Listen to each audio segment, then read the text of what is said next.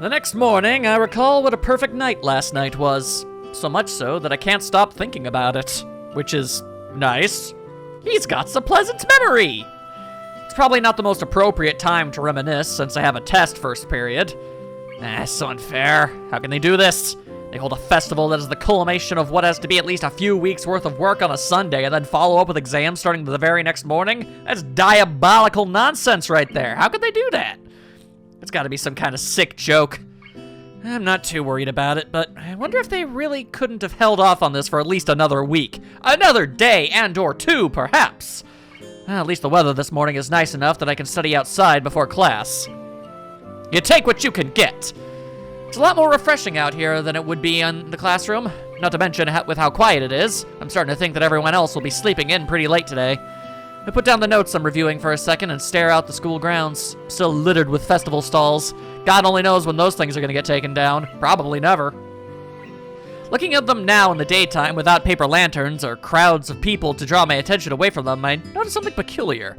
A lot of the stalls that Shizune, Misha, and I visited last night also happened to be ones that we worked on.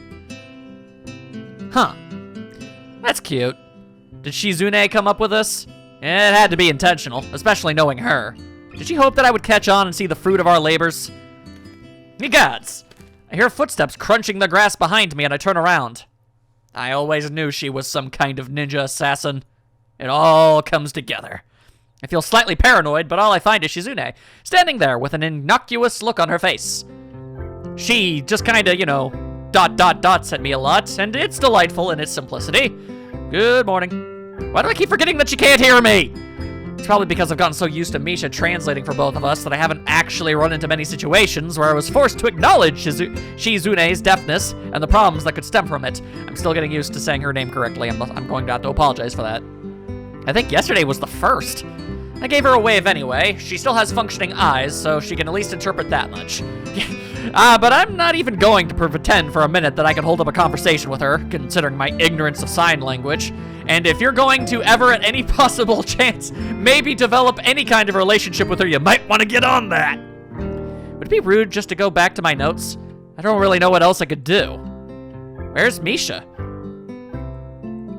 Not just because I can't understand you. You two are always together anyway, so I'm not used to seeing you apart. I know it's silly, but for some reason talking to her makes me feel less awkward, even though it honestly just makes things even more awkward.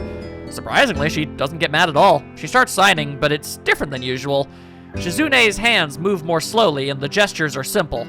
I quickly realize that this isn't sign language at all, but she's still attempting to communicate with me. So is this the sign language equivalent of breaking it down into layman's terms?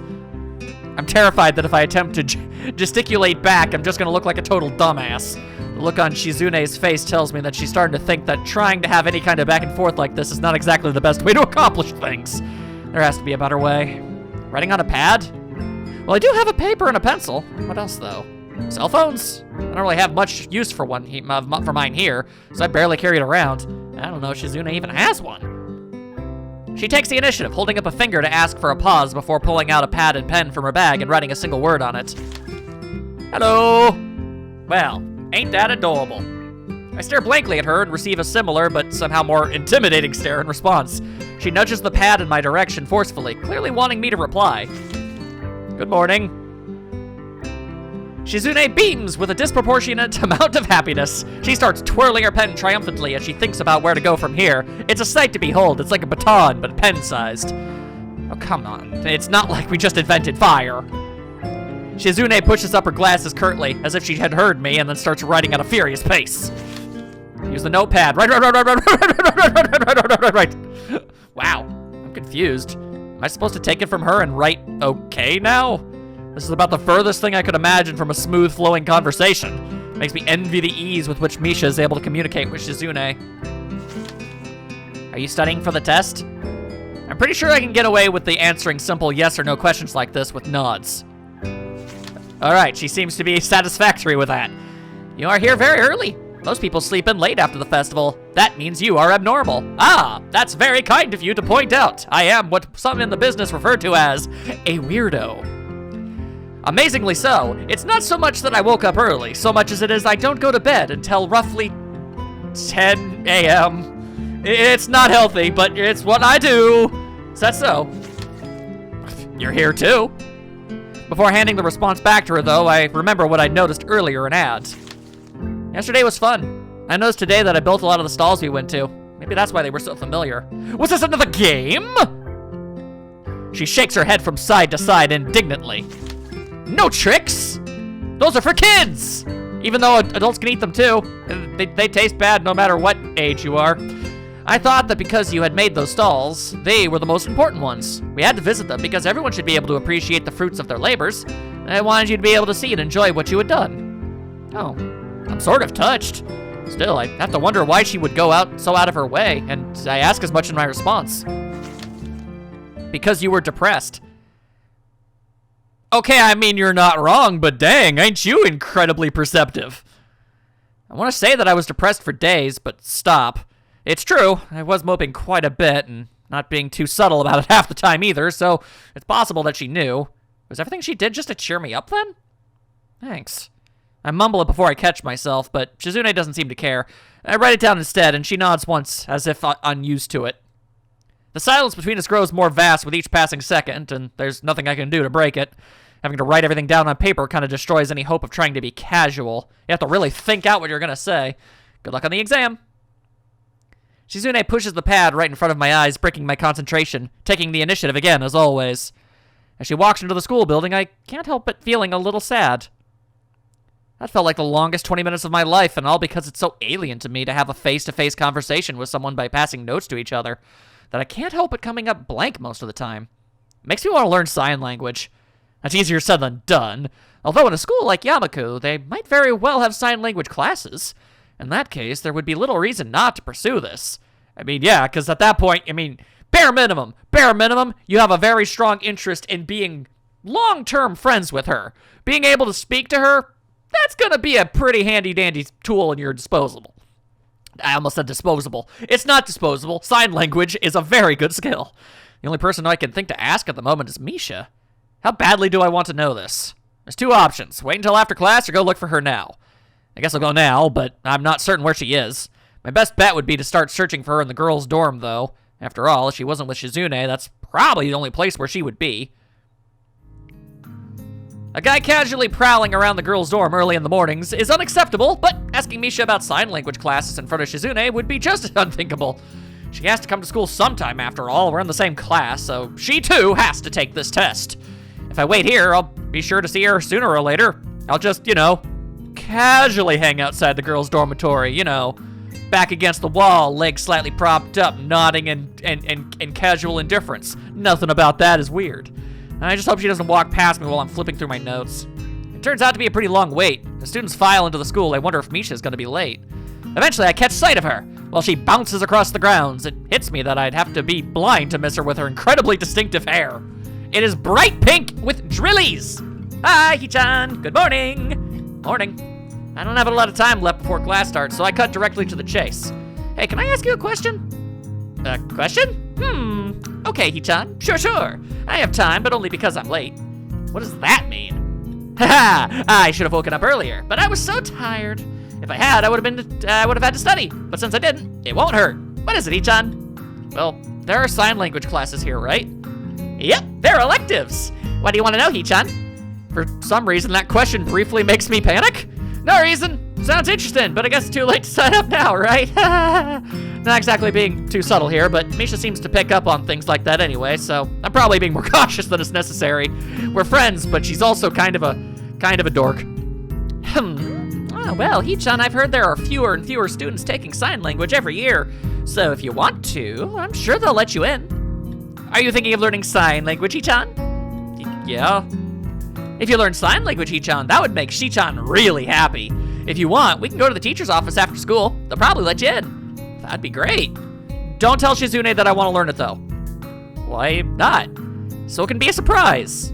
Besides, it'll look bad if you tell her this morning and then I find out in the afternoon that I can't take the classes. Ah, you're right, Hichan. Still, this will be hard. It's such good news. I'm in the student council, so I might as well try learning it.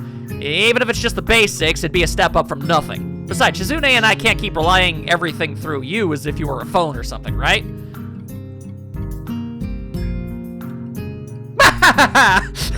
You're right, Hee-chan. She's not gonna be around 24/7. The bell rings to signal the start of first period, cutting our conversation short. I guess I'll just ask a teacher after classes are through. Her reaction was a little strange, but I forget about it as the day goes on. I mean, I didn't seem any stranger than what is normally expected of her. I'm mildly concerned now that you brought it up, though. That and the animation before. The bell rings, and the teacher at the front of the room gestures that classes are over for the day, as the bell continues to haunt my every waking moment. Although, getting into the class was surprisingly easy. It's only been a few days, and I'm still not used to the experience. Oh, okay, so he can get the classes, and he's already doing it. The actual signing is easier to pick up than I expected, but most of my classmates are hard of hearing. On top of that, the teacher favors immersion. I haven't heard her speak since I asked if I could take the class. It's an alien concept as I hiccup and burp, ew, and really unnerving. The moment I step out of the classroom, I hear a familiar laugh explode through the air a short distance to my left. Hi, Hee-chan! Misha's not in my sign language class, so that's the first time I've seen her in this context. I still don't know whether her not being in my class is good or bad. It'd be more interesting with her in it, but the potential for awkward situations would increase drastically. Hi. It's a surprise to see you here, Hee-chan. Oh, that's right, you're taking sign language, aren't you? Right. What do you think of it so far, Hee-chan? It's not easy to learn a new language, literally any language, and this one requires hand signs. But I think I'm getting the hang of it. Despite how different it is from other languages, it's still easier than English. You know what? You honestly know what? That would not surprise me in the least. I have heard countless stories about English being the biggest pain in the ass language to learn for anybody who doesn't start with that as their default. Like, gah. And I'm telling you, as somebody who speaks English, this language is a absolute dumpster fire. Holy hell. Oh my god. Really, Hee-chan? I agree. I was just joking, but she apparently is totally serious. I wonder how Misha can effortlessly translate things to me while simultaneously having a conversation with Shizune in a different language like she does. To the best part of my knowledge, I believe that's actually almost completely and totally physically impossible, but I think they gave her the ability to do that because otherwise having conversations with Shizune and Misha at all would take about 5 times longer, and I mean, you gotta speed things up a little bit, so it's an acceptable break from reality. Until now, I've taken for granted how amazing it is. Someone bumps into my shoulder and I apologize. It's getting kind of crowded here, what with it being the end of the day and all. I think we should talk somewhere else instead of the hallway. Let's go to the roof or something. Okay!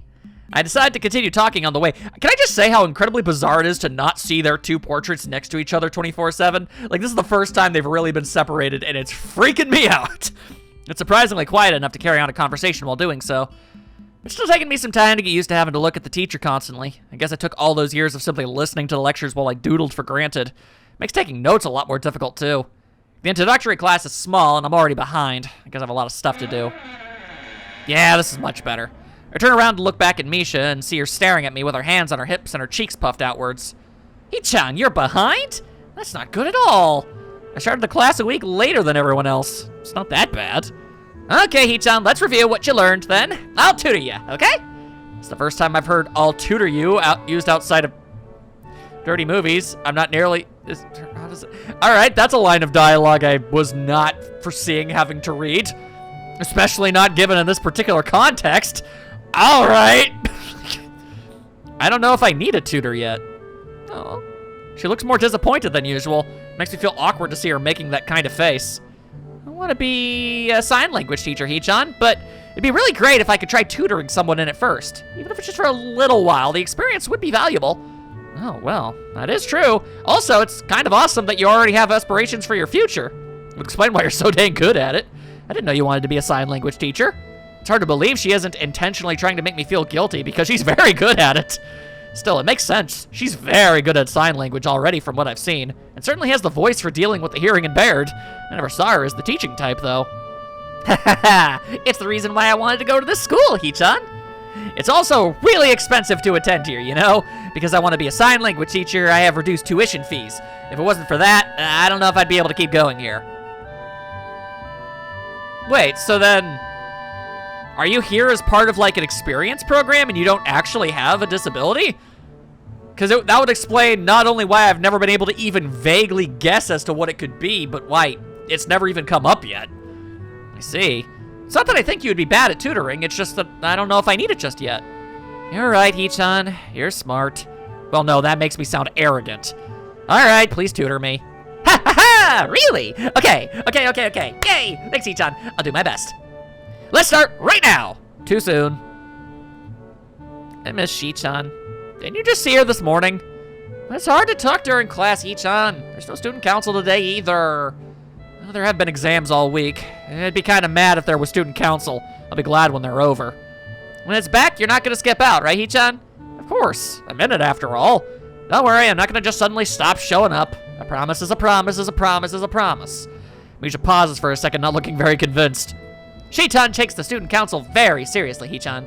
Now that you've joined, she works harder than before since she wants to make a good impression. Some other people joined at first, but they stopped coming soon after. Hee-chan tried to get more people interested in the student council, but it wasn't successful. Even when someone would join, they'd stop coming eventually. They'd make excuses and just put off more and more until they stopped coming altogether. However, I believe that you really mean it, Hee-chan. My eyes stay focused on her hands, tilting and moving almost of their own free will, softly signing everything she's saying to herself as she speaks. When you said you would join, she was really happy. Hee-chan thinks you're interesting, Hee-chan. An uninteresting person won't have the drive needed to join. Even if they do, a person that isn't interesting will quit soon after. That's what Hee-chan said. So, it's my duty to make sure you keep going. Is that why you want to tutor me? You're kind of sneaky. Really, Hee-chan? That's the first time anyone has said that about me. There's no chance that I would avoid student council work now. And yes, I want to point out that I just did the rich girl noblewoman's laughed hand gesture as I made that laugh for some reason. I don't know whose benefit that was. Okay. Thinking back over the past few days, I started to realize that the only reason I joined in the first place was because of Shizune. Her competitiveness and force of will are alluring. Can't tell Misha that, though. She's not exactly subtle, and I can't imagine she'd be good at keeping secrets. Okay, Hee-chan, let's review what you learned in class today. I don't even know what I learned in class today. You're right, Hee-chan. Okay, let's start with the basics then. I'll teach you everything from the beginning. You're kidding, right? Huh? You're serious? That's like days of lessons, and we're not even learning on the same level. It's like riding a bike, Hee-chan. You never forget the basics. I don't know how to ride a bike, though. Oh, no. Right. I want to be a teacher one day, so of course I know what I'm doing. Okay. We're starting. She looks like she's trying very hard, so this could be bad. Learning a language is vastly different from teaching it, and the first step is usually the hardest part. Honestly, I couldn't do any better. Still. Sign language was formally introduced in the 18th century by a Frenchman named, whose name I can't pronounce, and he started the first public school for the deaf in 1755. But the unwritten history of sign language is said to... I don't really know where to start, sorry. Well, what better place to start than the history of sign language, right? Right. No, wait, maybe the alphabet? Okay, the alphabet, it is then. Yeah. Okay, Hee-chan, this is pretty basic stuff. Although some people think this is all signing and forget there are all kinds of specific gestures and words. Although, you can't really get anywhere else without the basics. This is A. Do you see it? Now you try. I already know this, though. I humor her anyway. Haha, yeah, that's it. Okay, now this is B, and this is C. Although I imagine she's actually signing out like kanji. But, you know, you get the point. Misha makes one symbol with each hand without specifying which is which. And now D, E, F, G, H, I, J, K, L, M, N, O, P, Q, R, S, T, U, W, Y, X, Y, Z. Yeah, this is bad. Do you think Shizune wants to do some student council work today anyway? We could go. Of course not, Hee-chan. Come on, I'll do it again. A, B, C, D, E, F, G, H, I, J, K. Your turn. So there's really no student council work that needs doing or anything like that? What are you talking about, Hee-chan? Come on, sign! Like this? No, like this. Like this. I wish Hee-chan was here. This would be so much easier with her. That's how sign language is taught most of the time anyway, with 2 instructors. Did you know that, Hee-chan? No. I let my brain run through what this would be like if Shizune were here. Hee-chan, are you paying attention? Yeah. Hee-chan says that sign language is different from any other because you have to think about everything before you say it. That means every word has more weight, Hee-chan. Every single one is more important than normal. You know what? That actually makes a lot of sense. Once you're fluent in a language, you can just kind of let stuff spill out of your head without any real forethought. Lord knows I've been doing it for the better part of a decade. So, that makes a lot of sense. But with sign language, you need to make a concentrated physical effort. Even with muscle memory, you still need to, like, plan out ahead exactly each symbol that you need to do in order to properly convey your wordings. That's pretty crazy. So, pay attention, please. She continues her basic rundown of the basics of sign language. Eventually, she starts talking about stuff I start to recognize. In the end, I'm impressed. It took a bit of stumbling to get there, but as a teacher, she's pretty good when she's serious. Well, there you go. After a while, I start to notice that it's getting late. So I thank Misha, bid her adieu, and go back to my dorm. I learned a lot today. And then I took myself a nap! I don't have a follow-up. Yeah! I'm jolted awake by a thunderous banging sound coming from my door.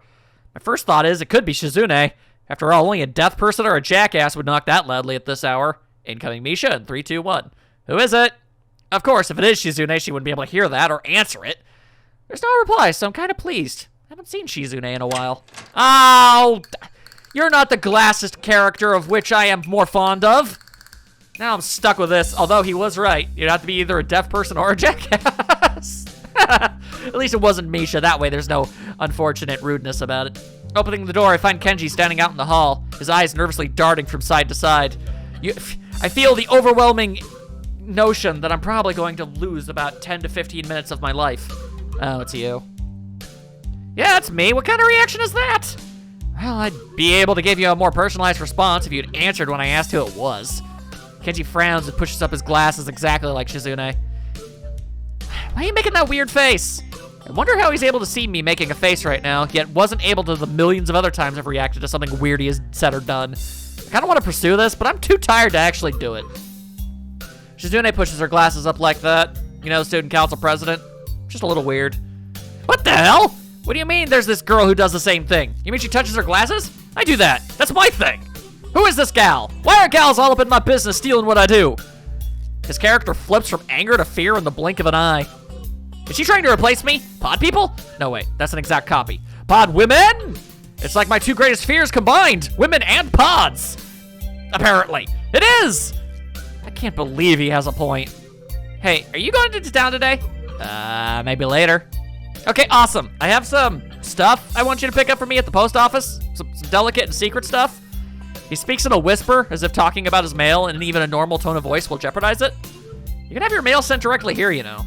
No, you can't. You can have your mail sent to the school, and then the student council picks it up, and then they give it to you. That's not the same as the mail appearing in your hands. I don't trust the student council. Many dudes don't get their mail here, you know. You know, it's annoying as all hell that he would ask me specifically to do it, but as I am technically part of the student council, that actually is something I could be conceivably expected to do. Huh. They probably steal it all. They think that's just because it's sent to them. They have a license to steal? I can just see them now, elbow deep in mail, fast grabbing all the free swag they can get hold on, snickering.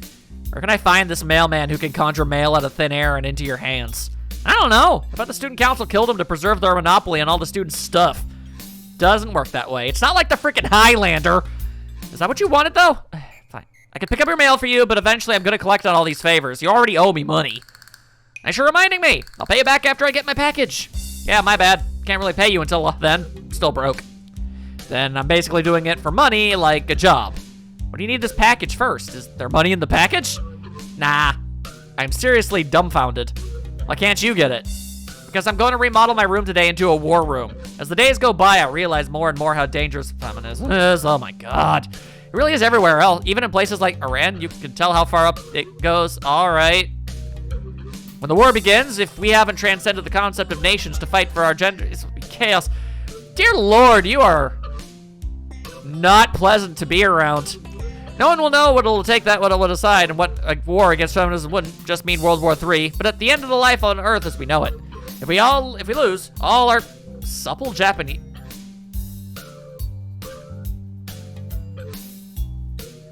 Of all the sentences that have appeared in this video game up to this exact moment, that is by far the one that I am the least okay with justifying or acknowledging by actually speaking it aloud. Kenji, what the actual hell is wrong with your brain?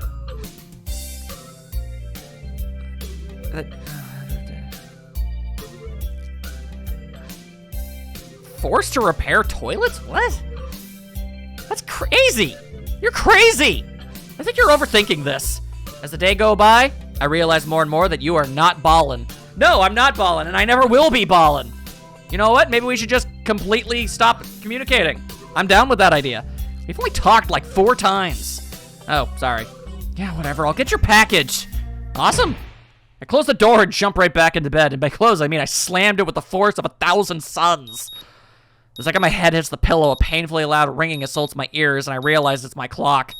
The alarm going off means that right now is the time I'm supposed to wake up in the first place. On weekdays, at least. I pick it up and throw it without looking up. It gets wedged between the bed and the wall, the noise not stopping. In fact, it seems to grow louder. By the time I'm able to pry it out of there, I know I'm not going to be able to go back to sleep. The only thing I can think of doing now is going to town, just getting Kenji's stupid package, but it's too early for that. After showering, I take my medication. I'm actually very hungry today since I went without dinner yesterday, and before that I had a very late lunch. I eat the pills, chomping on them like a leg of lamb. It's really not something you're supposed to do with medication. They're unbelievably bitter and disgusting. Yeah, that's kind of why they're meant to be swallowed. Well, good medicine tastes bad, or something like that. I'm still hungry, and there's still a lot. I would kind of hope that they didn't fill you. I'm just saying. And there's still a lot of time to kill, so I decided to go into town and find somewhere to have breakfast. I can't remember the last time I ate out.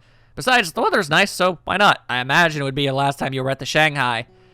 The walk into town is longer than I remember, possibly because it's been a while, and probably because I rarely come here alone.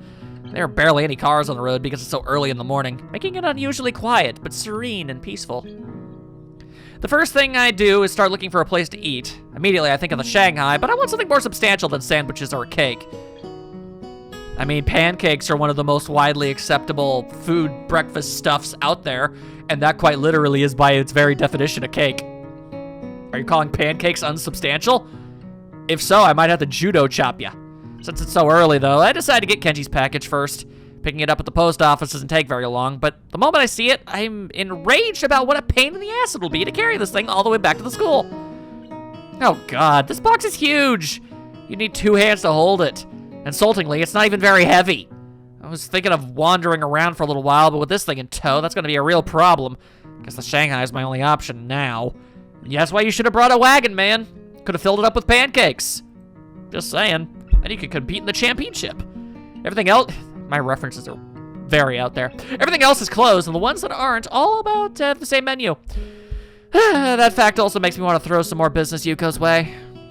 Before I can even open the door and enter, someone taps me on the shoulder from behind. I turn around and see Shizune there. Instinctively, I look for Misha, but she doesn't seem to be here.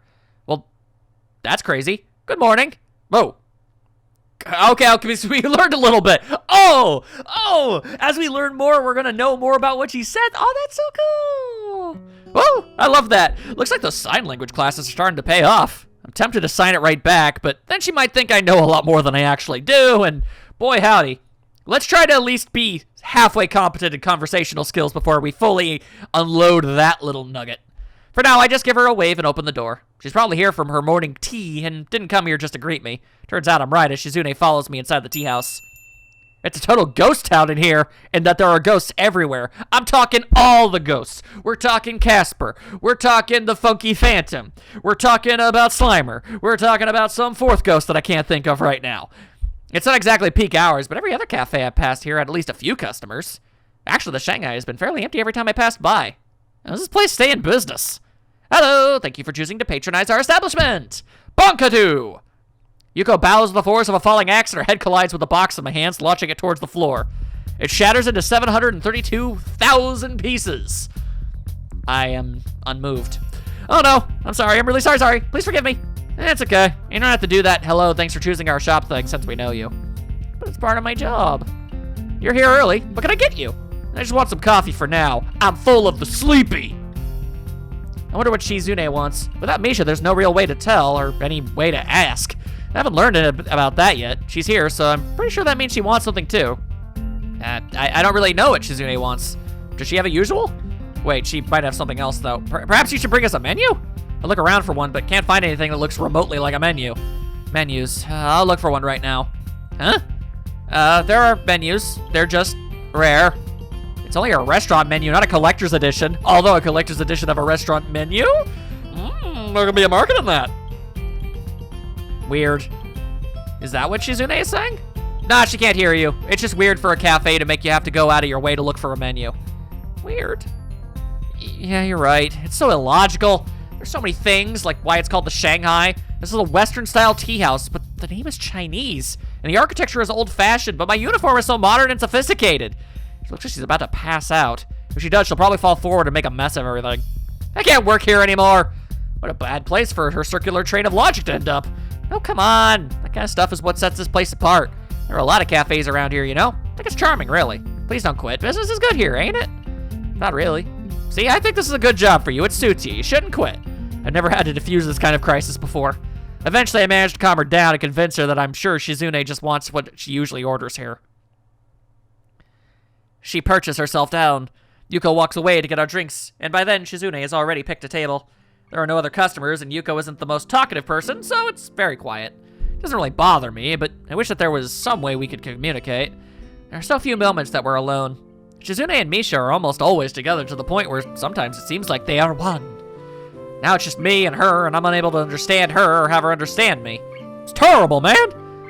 Don't have your little notepad today? I know it's the weekend and all, but it's not like you to be unprepared.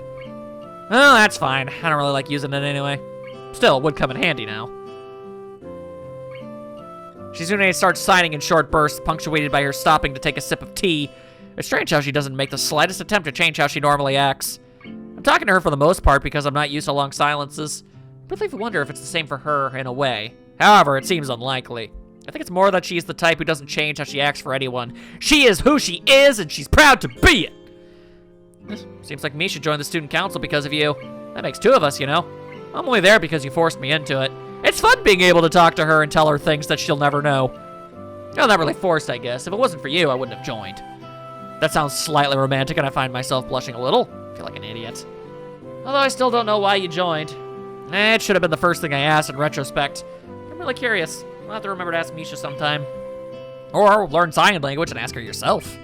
It's nice to talk to you, even if you can't understand me. I wonder if it's the same for you. That'd be really great. I don't think sign language will ever be as natural for me as Misha makes it look, but it's gotta be a step up from using pen and paper, right? I mean, if you get into a committed relationship with her at any point, which I imagine is where this story is going to go, what with, you know, the past two stories that I've gone through, and say your relationship works out and lasts the entirety of your life, like I like to assume all relationships will, I imagine you'd get pretty good at it. We both had finished with our drinks for a while, and Shizune's eyes fall upon the box sitting in its own chair by my side. I'm just picking it up for someone. It's not mine. Which basically means you could point at it, and then, like, put that little gesture of, like, a line through the neck of your own going, nyeh, nyeh, nyeh. No, like, no, not mine. Or maybe a cross up with your arms to make a big X. Uh-oh. Shizune pulls it to her closer. Intending to open it, and my heart almost leaps out of my throat. I quickly try to pull it back, but by wrapping my leg around the leg of the chair. Wait, don't open it. You can't just open other people's mail. That's not legal. No. She's cranky. She's cranky. She's angry. When she gets going, this is almost no stopping her. Eyes filled with excitement. She looks ready to fight me over this stupid package, and I realize just how fast this could turn into a game of tug of war. And I'm almost out of my seat now, waving my arms like an air traffic controller before she finally settles down. Shizune pouts, not pleased with having her curiosity checked, and gets up to leave. It's about time to, I guess. We've been here a while. I protectively pick up the box before standing up myself. Suddenly, she tenses her fingers excitedly and pulls out a marker from her pocket and starts writing on Kenji's box. Hey, what are you doing? I said this isn't mine. Hey! I can't even see it with her blocking my vision. Fine, at least let me put it down first. I have to read whatever she's writing anyway. I'll help you carry it. It doesn't seem like she's finished, though, and Shizune draws a fierce line afterward to signify that there's a catch. But it's a game. The first one to stumble loses, and the loser has to carry it the rest of the way by themselves. That's stupid. There's a 50% chance I'll end up carrying it myself anyway. And you take your 50% chance and add my 50% to chance, and that makes a 128% chance of losing at sacrifice. Actually, I feel pretty stupid myself right now. I just forgot that you can't hear me. I stop talking and shake my head, and no, I will not stop throwing out inane references to things that the bulk of my audience will never understand. It's who I am. It's why I assume you're even here. Listening to the ravings of a madman. I can't understand her at all. but she's coming across very forcefully. It's clear that she thinks this is a great idea. Well, if she drops the box or something, she'll have to carry it. That'd make things a lot easier for me, obviously. The odds of 50-50, though. They're probably higher than they would be for any other plans of hers. Alright, I'll take it. Thinking about it, I'm not sure how we should do this. Then Shizune grabs hold of one end of the box and lifts it up, and I take the side that she isn't holding. Is this even right? It's very uncomfortable to walk like this.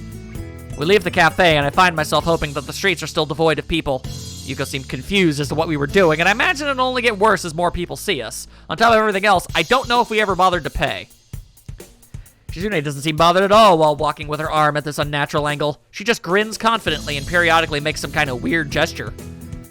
There are people staring at us as the time passes, and the usual morning crowd begins to fill the streets. I feel silly, but I'm sure that if I give up, Shizune will take it as a sign of surrender. I can't allow that, because I'm doing well so far. Initially, I just write Shizune's little hand signals off as her preemptive gloating, but I catch on quickly that she's actually signaling where she wants to go. It dawns on me that this isn't a competition. It's not much of a challenge, first of all, and second, it's more of an exercise in teamwork. It's just that Shizune has made a punishment for failing instead of a reward for doing well. Our fingers touch under the box, and Shizune moves her hand away, almost dropping her side of the box in the process. Well, that's game over for her. She doesn't look very happy. Does she think I did it on purpose to make her lose? If she does, she isn't making a big deal of it. All's fair in love and war. I feel like I should take it from her and carry it myself, but she pushes me away when I try. She glares at me as if as if to tell me off, but she can't. With that box in her hand, she's basically gagged. A sad expression flickers across her face for a second, maybe on realizing that and having to acknowledge that there are some limitations she has to deal with after all. However, she is still as prideful as ever, even when it's to her detriment. She wouldn't accept letting me allow her to skip out of the consequences of her bet. Anything is fair during the game, but the results have to be honored to the letter, huh? She is an interesting type of person, and I like her hairstyle. Very cute, very cute. The march back to the dorms is uneventful. Shizune passes the trip by shifting the box around occasionally like a giant Rubik's Cube. Looks like another game she's invented to amuse herself. Can't be good for whatever's inside, but I don't care enough to stop her. Damn straight! Maybe this is how she deals with things, by making everything into a game. Hard to say for sure, though. It seems futile to try to psychoanalyze Shizune. In the short time we've known each other, I've been surprised on a fair number of occasions. Whoa, hello. Okay, she appears to be phasing through matter. She is the Flash. I notice Shizune's shivering. The wind is picking up, and the school is pretty high up. Makes sense that it would be cold. If I give her my jacket, though, would she reject it? I don't think she has a choice because she can't use her arms for anything. I take off my jacket and drape it across her shoulders before she has a chance to protest. Her shoulders are slim and delicate, so much so that I want to let my hands linger on them. But that would be really creepy, so I don't do that. Shizune flinches when my fingers brush against hers. Understandably surprised. Sorry. Her fingers dance lightly over the surface of the box, and I think of taking it from her, but I doubt she'd let me. Shizune makes a quick gesture with her hands as best she can, pausing a bit afterward as if wanting to say more. I'm sure that she means as thank you. I'm glad that I was able to catch it. Yay! That's some good morning and thank you and where is the PP place? Those are important things to learn in any language, I imagine. The sign language teacher says I'm pretty good. You're pretty good. I try not to think about it too much, but the truth is I'm poring over it so much lately that it's hard not to keep coming back to it at least a couple times a day. I guess I am picking it up faster than expected, but it's still not enough, because he is just super duper crazy into the idea of being able to have conversations with Shizune. I guess that he already admitted to mildly falling for her, but still, like, this dude needs to come to full terms with it. I understand it's just fine. Understanding it is simple. All I have to put my mind to is to read it, but it's easy enough when I do. The setting itself is doable, I just need a little more practice. However, trying to do both at the same time, even at half the speed Misha does, that's impossible. Where I'm at now is good for my level, but in order to reach a point where I'll be able to really converse with Shizune, I'll need more work. I'm doing my best to get to that point one step at a time, but doing as much studying as I can to squeeze during... I'm doing my best to get to that point one step at a time by doing as much studying as I can squeeze in during lunch. Thank you, sentence structure, brain matter, here we go. A look up from Introductory to Japanese Sign Language to check if Shizune or Misha are around, because I'd have to unhinge my jaw and swallow the book whole if she ended up showing up. Don't want her knowing. Of course, since this is taking up my lunch hour, I've had to avoid them for a few days now. What's more, I'll have to continue doing so if I want to keep Shizune from finding out. My back to the corner, scanning the area every 10 minutes. I feel like some kind of criminal trying to evade capture. And to be fair, considering the amount of times where they've been able to induce, not induce, but perform a bit of a pincer maneuver to keep you from escaping. It's not without their capabilities. They could totally do it. Every chance she gets, Misha asks me why I want to hide the fact I'm learning sign language from Shizune. Looking back on it, there really wasn't any reason, but now I think I know. If I want Shizune to be able to treat me as a true equal, sign language is an important step towards that goal. If I want to be able to treat Shizune as an equal, then sign language is an important step towards that goal. Another important step is to make sure she doesn't know, so that when we're able to finally speak on equal terms, I'll be fully ready, able to do it, not like some...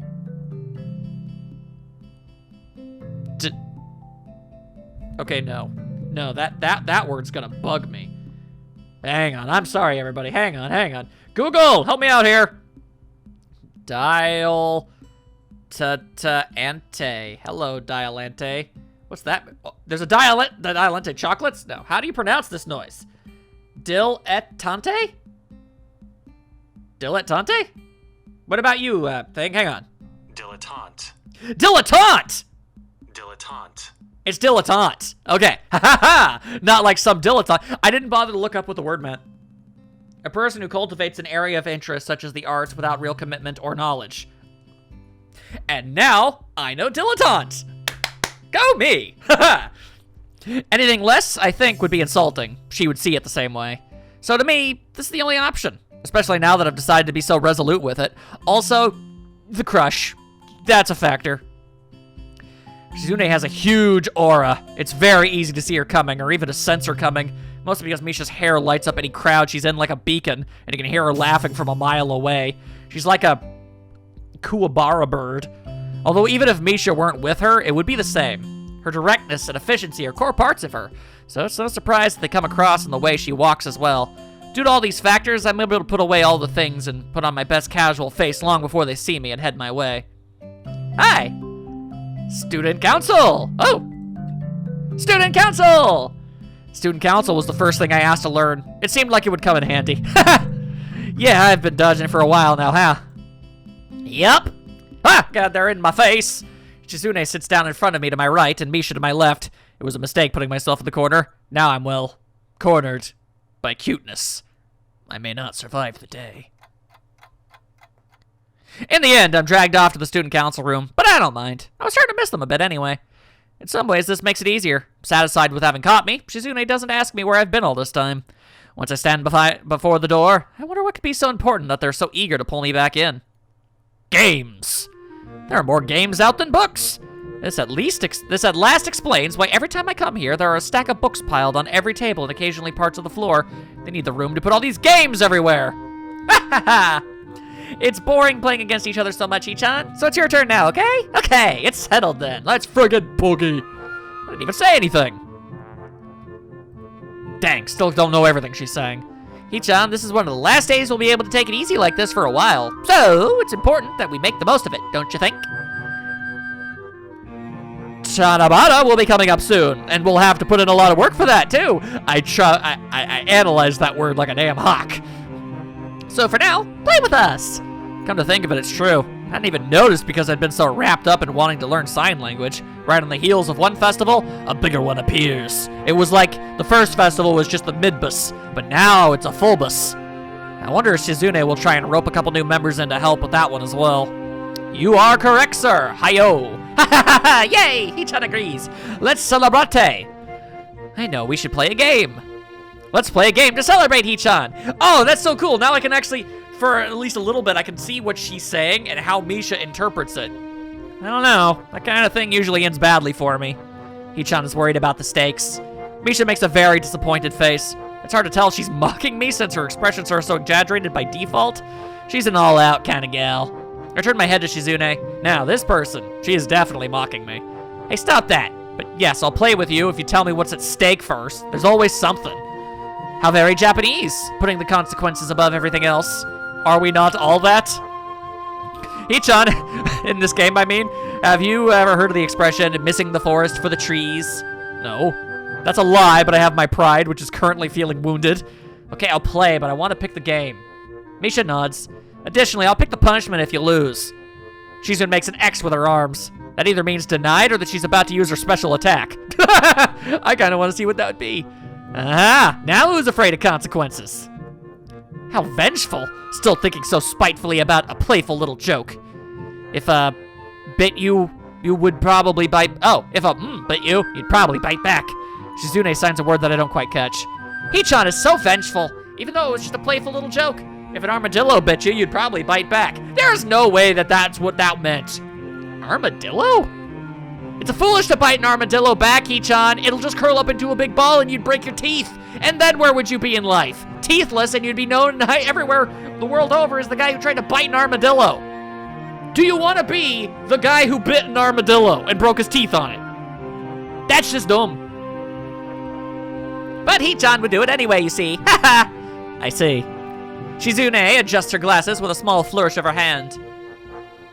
Hichan, we didn't have anything planned at all if you were to win or lose. We just assumed there would be something like that due to the fact that literally every other single time we've ever done anything like this in any capacity, there have been.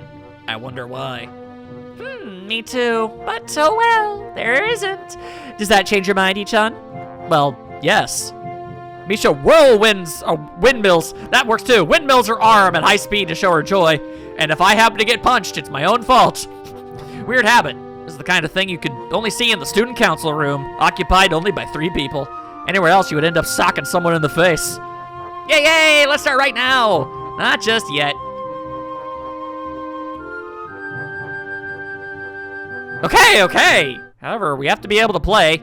We have to all be able to play. That's my condition. And I don't like games where one person's clearly ace player right off the bat, or games where only 2 people can play, so one of us has to sit back. It has to be something the 3 of us can play equally. Like the Game of Life, or Sorry. Those are the first 2 board games I could think of. I think the creator of the Game of Life passed away this year. May he rest in peace. Checkers? The instant she says it, Misha takes out a bag of checkers and places them on the table. That's not a 3-person game!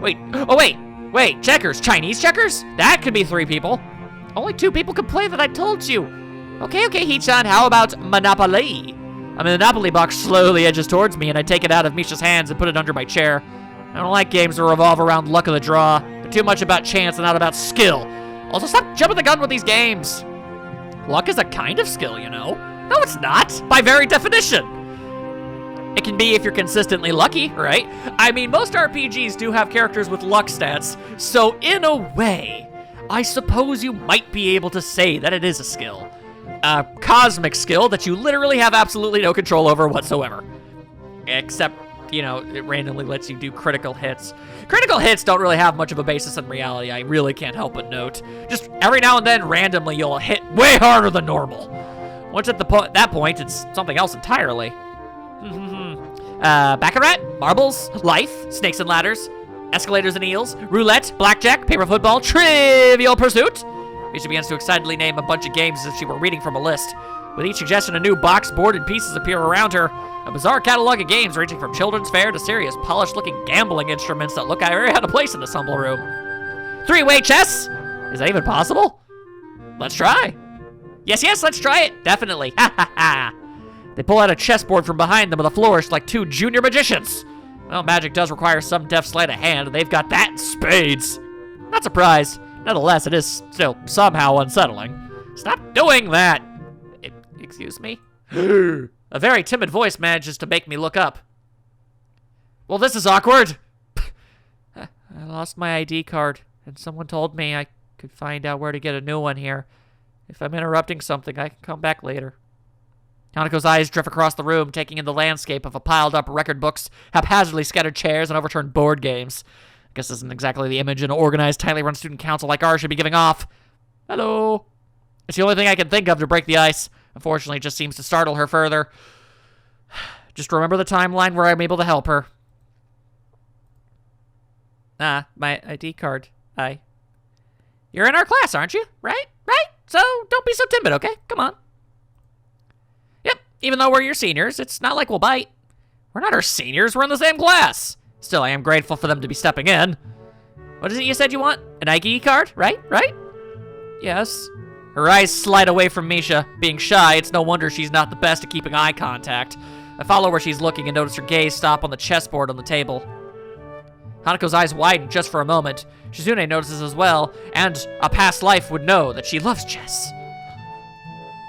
Do you like chess? Eh? You like chess, don't you? Yeah, you do. Definitely. Do you want to play? Hesitation. She might make a break for it. I refuse to get involved in this. It won't end well. To my amazement, Hanako seems to be considering the idea very seriously. She touches the tips of her fingers together pensively, mulling the thought over. That level of consideration is more or less a confirmation. We're having our lunch break, so you'll have to wait anyway. Why not play with us in the meantime? Come on, it'll be fun, really fun. You like chess, don't you? I can tell, really. It's obvious. So, please, will you? Okay. Yay, success. Okay. That's great. Gads, the chessboard is set up, and a battle of the minds is afoot. Ultimate competitive lady versus shy, demure chess champion lady. Who will be the queen of chess? The Queen's Gambit! There it is! That's the reference! Haha, never watched it. No interest. The opening move is important. However, Shizune doesn't seem to care. Hanako ponders her move carefully, sliding pieces forward just a little bit, then pulling them back in uncertainty, second-guessing herself over and over again. She's really into this game. You can't call her a casual player. Definitely an enthusiast. Shizune can't take her lightly, no matter what she does. Hanako has an appropriate response. Yeah, there's something wrong about the pacing of this game. Shizune moves too quickly. No, not even too quickly, but with illogical speed. It's like she isn't thinking about what she'll do next. Either Shizune is in the realm of supercomputers, or she isn't taking the game very seriously. Or maybe Hanako just isn't very good. Shizune forces an exchange of pawns. Hanako's turn takes increasing amounts of time as the game goes on, and it hasn't even been going on that long.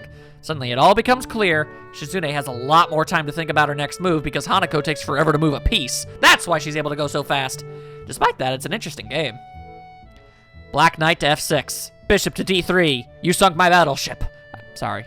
Since they're both playing seriously, no one is toying with the other. There's no clearly dominant player, at least for now. Maybe this is helped by the fact that they aren't very close to each other, from what I can see. Shizune is a mysterious opponent for Hanako, and Hanako is an enigma to Shizune. Hanako's furrowed brow shows that she's into the game. She really wants to win, and Shizune also wants to win.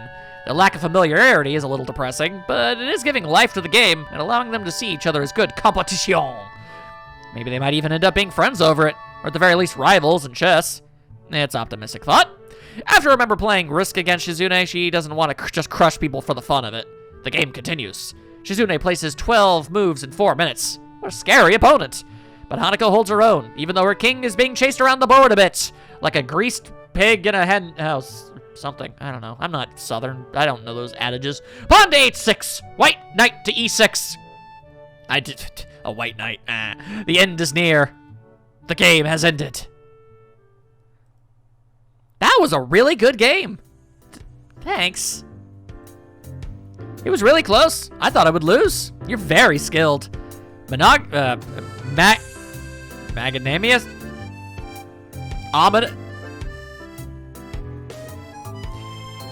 Happy in victory and extending a hand to the defeated, or maybe humble in victory. I don't freaking know. Maybe it's because Hanako is taking her defeat so well.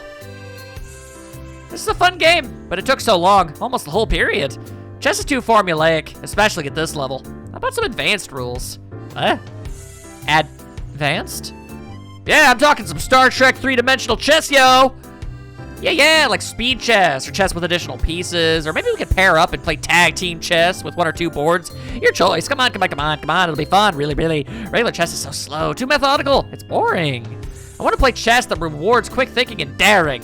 Any one of these comparing to chess is like comparing checkers to Go, or tic-tac-toe to shogi, right? Right. Even laser chess might be more exciting. Pick something, pick. Like a deer in the headlights, many emotions spring up in me, watching Hanako's mind reel in front of the chessboard as if she's about to faint, the dominant one in amusement, but I move a little closer in case she might really topple over. The board is set up again, but this time it's not even close. Hanako can't even make a move out of fear of her hand colliding with Shizune's. Shizune! She's all over the board. It's an onslaught. Anyway, anywhere Hanako wants to put a piece, Shizune is already there. It's the fastest game I've ever seen in my life. Let's change the rules of play again. Best out of 6, like Kasparov in Deep Blue. Hanako excuses herself and flees from the room. Wait. Ah, she didn't want to know where she could get a new ID. Didn't she want to know where she could get a new ID? Excuse me. Hello? Come back, please. Wait. Strangely, the farther Misha goes, the louder the sound of her voice seems to grow. I couldn't catch her. Shizune pats her on the shoulders reassuringly. There. You're pretty cheerful for someone who needed a pat on the shoulder. Ha ha ha! Hee-chan, do you hate games where luck is involved? A question out of nowhere, but it feels like an important one. Didn't we just have that conversation? If it wasn't, why would Shizune be looking at me, watching for my reaction? Even as I glance in her direction, she tries to pretend she isn't doing so, putting on a casual air by spinning a chess piece in her fingers like a boss. I don't like games that revolve around luck of the draw, right? That was you, Hee-chan. Yeah, revolving around luck isn't the same as just having luck involved, though. I don't hate games just for having an element of luck. Most games have an element of luck to them anyway. It's what keeps them interesting. I think a game where you know from the beginning how far you can go is boring. And that's not a game, isn't it? Just going through motions. For a game where you have little to no control, I don't think I can get into something like that. I see, said the gal with the glasses. That girl isn't very good at chess. Chess is a formulaic game, so it's a game that isn't suited for her. There was nothing formulaic about her. Someone who plays chess like that, looking only at the next piece, playing so shallowly, it can't be called a serious chess player. Anyone who loves chess to the point where their eyes sparkle like that when they see a chessboard would be the kind of person who would study the game. If you study it just casually, you can learn to see at least 2 moves ahead, even against pros. Why would someone who loves the game so much, with that enthusiasm, know so little about it?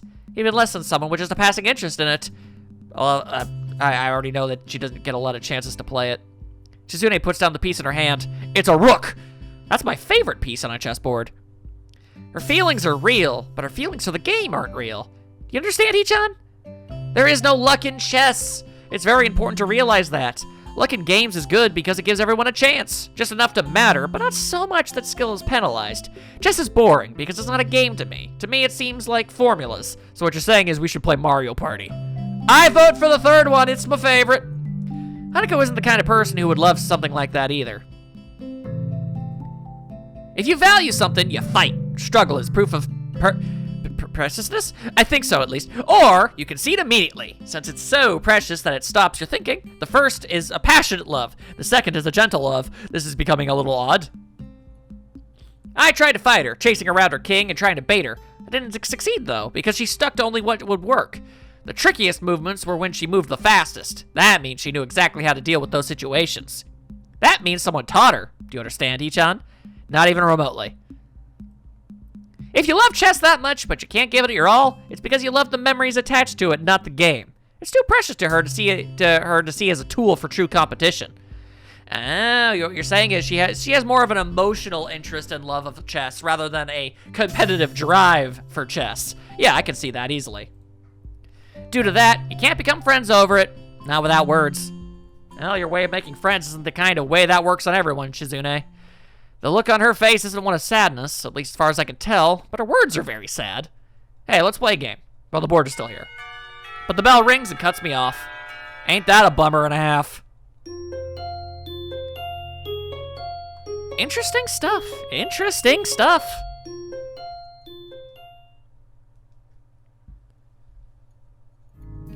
Things have returned to normal. Well, I transferred in at a pretty unusual time, and I can hardly say that I had a normal first few weeks here. I guess it's more like things have calmed down and reached normality. I've been here longer than I thought. It's hard not to think about all the stuff I must have missed in the school before my arrival, or the things that might have happened in my old school since I've been gone. Since you've been gone, I wonder where these feelings come from, since I didn't leave much behind. I have a lot more here that I like. If that wasn't the case, then I wouldn't even bother with something like student council, or Shizune and Misha. I'd be hard-pressed to care about anything at this school was how I imagined it would be. So even this feeling of a daily routine makes me glad in a way. I dread the amount of work that's gonna hit me at student council after school, enough to want to consider stepping out of my duties just this once. And it's nice to feel like there is something I can do. Shizune drops a stack of attendance sheets next to me. Thanks again for helping out. Thanks again, Hee-chan. Oh, I really like being able to slowly learn more about what she's actually saying. Sure's a lot of work, though. I had to skip out on a sign language class again. But now I'm at a level where I can understand most of Shizune and Misha's conversations with each other, so I'm not too bothered by it. Shizune still doesn't know that, though I'm determined to keep things that way until I'm very sure of my skills. Perhaps it's a little childish of me. Tanabata is in less than 5 days, but they're only going to start building the stalls tomorrow. This is so cool! I'm so used to not being able to read her. That's so cool. Hey-chan, we might have to help out with building stalls again starting tomorrow. Misha isn't just, interpreting. She's also basically localizing Shizune's thoughts. Why? What's the point of taking them apart then? That took days, didn't it? Yep, that's right. Even though Hee-chan wasn't there for it. I would have helped out if you asked. It wouldn't have made sense to bore you with cleanup duty after you enjoyed the festival so much. It wouldn't have made sense to bore you without making you clean up right after the festival. Would have ruined the fun. Besides, Ichan is lazy anyway. You would have tried to run away again. Shichan doesn't like playing Foxhound. That stings. Shizune covers her mouth with her hand and starts shaking. It takes me a second to realize she's laughing. Mostly because she's doing so completely soundlessly. It's a little strange to see, but more or less the same good-spirited kind as Misha's, without being eardrum piercing. That's a good question, though, Hee-chan. I don't know what that voice that was. I guess that's what Misha sounds like. Huh? Stalls! That's where toilets can be found. It's a storage issue. The school doesn't have anywhere to store so many stalls, since each one is pretty large. They won't pay for outside storage either, so this is what they decided on. It's inefficient, but cheaper. Because the school doesn't have anywhere to store that many stalls, Hee-chan. Yeah, right, they do, but they don't want to pay. Sorry, Shi-chan. It's because of the previous generation. The leadership decided that outside storage costs had risen too much, and the student council before us was too weak-willed to tell them that it's stupid to have to build and disassemble 60 stalls twice a year. Okay! Hee-chan, let's eat something. It feels like we've been working all day. She didn't translate any of that. We have. Now that I think about it, I am hungry. I would have had lunch, but it was really crowded today for some reason, so I decided it wasn't worth the trouble. It was like that today because they had some especially interesting things for sale on the side. Like what? No, don't tell me. I guess it doesn't matter since I won't be able to eat them anyway. Shizune looks oddly pleased with herself. I wonder what the context of that could be. I prepared ahead of time for this. Beaming with self-satisfaction, she produces a wide assortment of food from her bag. I can immediately see that 90% of it more was taken from the lunchroom. There's a lot as well. Is there a limit on how much a person can buy? Nay. That means that these gains are definitely ill-gotten. The veal cutlet bread is always sold out in the first minute of lunch. I'm impressed that you managed to obtain one. Thank you. She a happy lass. Look at her face. I reach for it quickly, but Shizune immediately makes a grab for it as well. Her hand goes slack for a second when it touches mine, but she immediately pushes forth with redoubled effort, that blazing competitive spirit flashing dangerously in her eyes. Her fingers pry at mine, searching for an opening. I don't budge an inch, prepared to fight for this bread with my life. I may never have another chance to eat this. I'm fully aware that if we continue like this, we could crush the bread, greatly reducing its edibility. Misha, tell her that unless she lets go, the bread is gonna get crushed. Why can't you do it yourself? Misha, I swear to God, I will judo throw you into the goddamn pool. I'm startled she could just so nonchalantly let slip that I could communicate with Shizune just fine if I wanted to. I almost consider the possibility it was intentional, but I'm sure she was just distracted trying to tear the wrapper off a juice box straw. Isn't it obvious? I can't let go of the bread. I can't tell Shichan that then. She puts her palms up to the sky and shrugs, a wide grin on her face. Why not? Because we have a stake in this too, so I can't trust you. If Shichan wants to reply, she has to let go of the bread, and then you win. Who knows? Who knows? Maybe that's what you want, Hichan. It wouldn't be fair, so I'm gonna be neutral. Like Switzerland! Switzerland? Do you know about Switzerland? It's a place known for its neutrality. Of course I do, it's neutral. They're neutral. They're Switzerland! Neutrality! Shizune stares at me cockily, the tip of her tongue sticking out slightly from between her teeth as she continues to tug firmly at the veal cutlet bread between us. Why is there so many different types of bread in Japan? Suddenly she lets go and holds her hands up, palm facing outwards. The universal gesture of peace. This seems like a poor way to settle this, doesn't it? And we might crush the bread. She glares, and her passive expression quickly plummets into a disapproving grimace. Nyeh!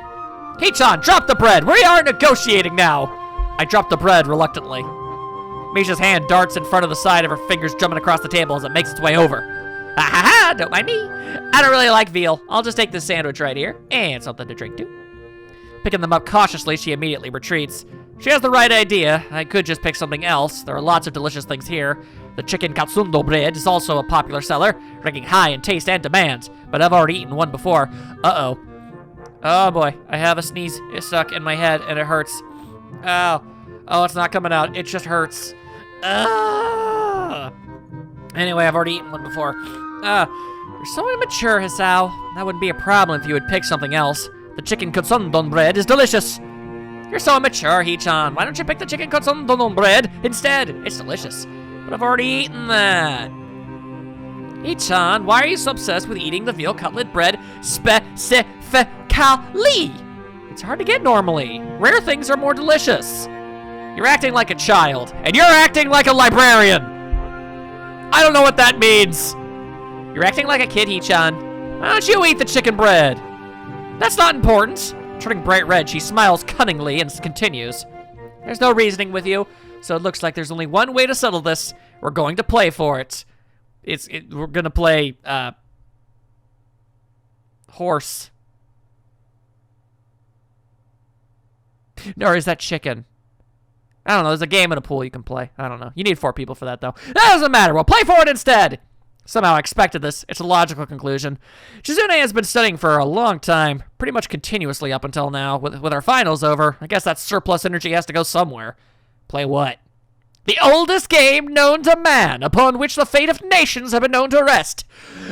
Rock, paper, scissors. And we ain't, I swear to God, if you sign out dynamite, I'm going to deck you.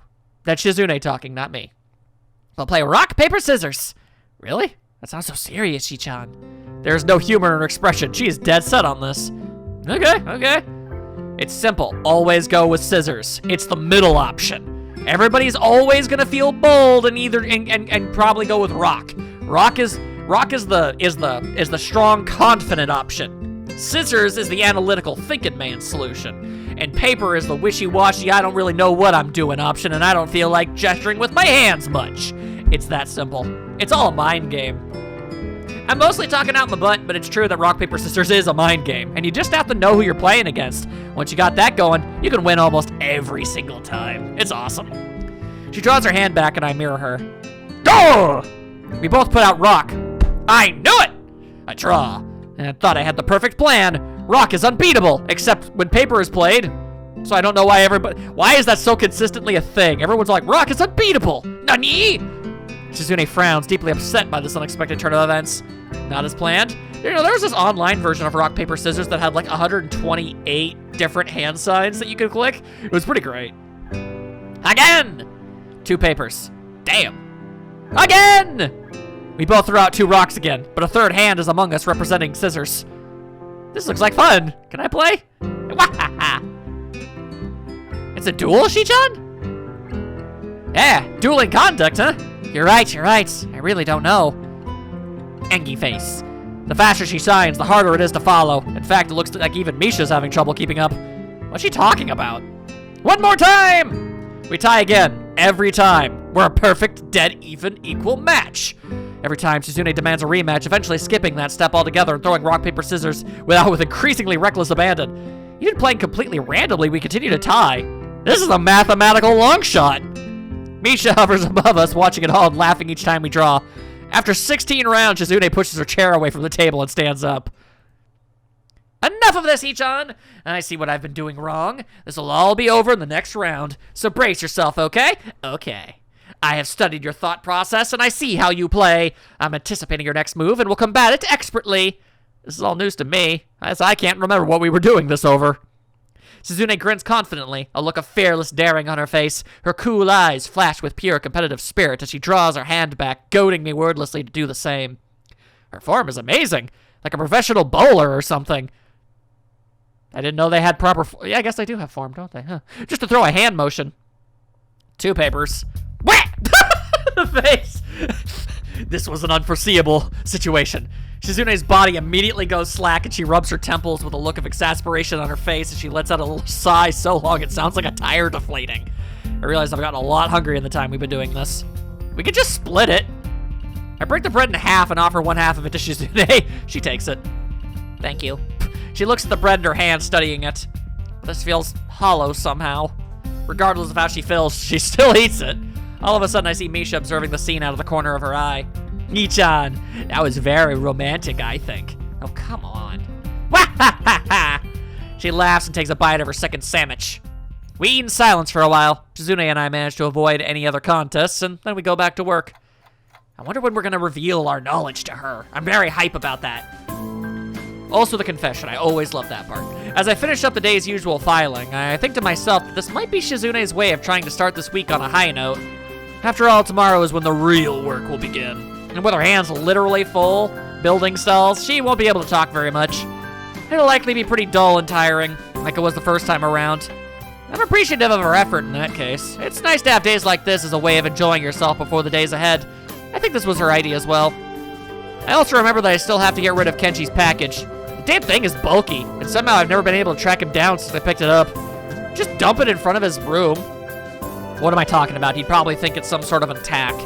After student council is adjourned for today, I walk toward the vending machines to look for something to drink, parting with Shizune and Misha. It's a short trip, but even after just a few seconds, I start to get the feeling that I'm not alone. Nyah! A pair of hands cover my eyes. Guess who? Shizune? Wahaha! It's me, Hee-chan! Yeah, I know. Then why'd you say it was Shi-chan? It's okay to be wrong sometimes, Hee-chan. You're too proud. Anyway, after student council, you don't usually have any plans, right? So you're just gonna go straight to your dorm? Where else would I go? Okay, that's great. That's great, Hee-chan. I wanted to talk to you today, so this works out perfectly. 2 high school students alone after class in a quiet, empty building. As the sun dies as the sky a romantic amber color, the cute girl says that she wants to talk.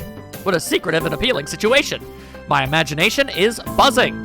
It's likely not going to be anywhere near as exciting as I'm making it out to be, but it's fun to play it up that way. I feel like Misha's not that interested. I don't know why I get that impression, but I just do. The popping sound of my canned coffee. Oh God, canned coffee. Ugh. Opening destroys any chance of maintaining such a cheesy mood, sounding louder than I'd ever thought imaginable, amplified by the context of the situation. I sigh in disappointment and relief. So, what is it? Huh? Oh, actually, I'm a little behind in some of my classes, and if I don't catch up, it could be a problem. I can't put it off any longer. My teachers say that I have to really start taking things seriously, so I should listen especially because this is the 3rd time. I'm sorry, Hee-chan. Why are you apologizing? I won't be able to help you or Shi-chan with student council for a few days. It'll only be for 2 or 3 days, really. I'll definitely try and come back as soon as possible, but I can't say I'm happy about this. It's supposed to be getting really busy this week too, isn't it? That's some unfortunate timing. For a second, I want to ask if maybe Shizune could pull some strings to get her out of it.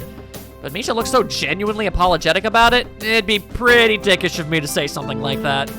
Besides, if she says it's something that she can't put off any longer, I'm inclined to believe her, considering how surprisingly serious she can be with the student council duties. Yeah, I see. It's okay. You managed with just Shizune and yourself last year, didn't you? So I'm sure we'll be able to do it as well. Don't worry about it. Really? Thank you, Hee-chan. Really? Yay! I didn't know Hee-chan would take it so well. I thought you would be worried with how there's going to be so much work with Tanbata coming up and everything. Damn, she knows me oddly well. But Hee-chan is so composed. I'm glad. Yeah, you're sort of right. I was thinking about it, but it's not that big a deal. I'm not gonna freak out over that.